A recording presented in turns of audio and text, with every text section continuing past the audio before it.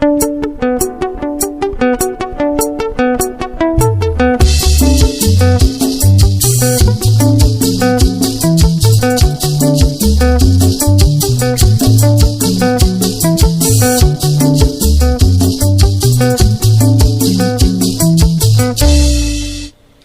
once again. On this tutorial we are still using the key of D. We are still using the same chord progression, same time signature, and the rhythms that we are doing on this one is a very interesting rhythm that is very common in Mbira music, whether it's the guitars, whether it's the drums. On the drums it's usually used on the hi-hats. Let me explain it slowly using tablature and using standard notation. I'm on the 7th fret. This time I've moved to the 7th fret and I've changed the melody. So finger number 1, I'm using finger number 1 as a pivot, sort of like as a capo. It's a style that I copied from a guitarist called Chiketa. He passed away late 90s.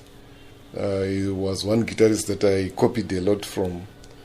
And what he used to do is used to put his finger number 1 as a pivot and then use the rest of the fingers to create the chords and the melodies, like you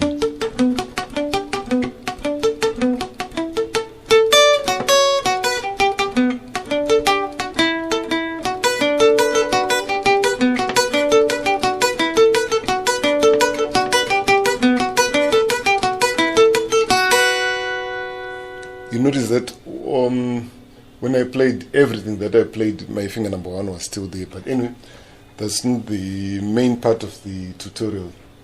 So let me play it slowly. It's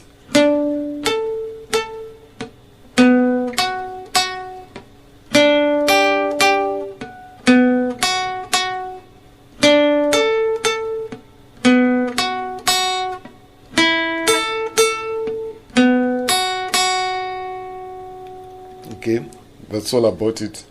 And on your right hand, the strumming style, I'll be using alternate picking, just as I explained on the previous tutorial.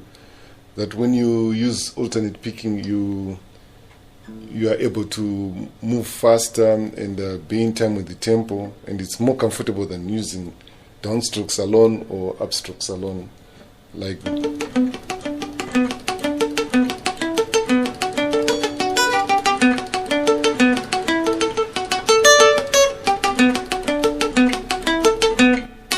So let me play with the back track.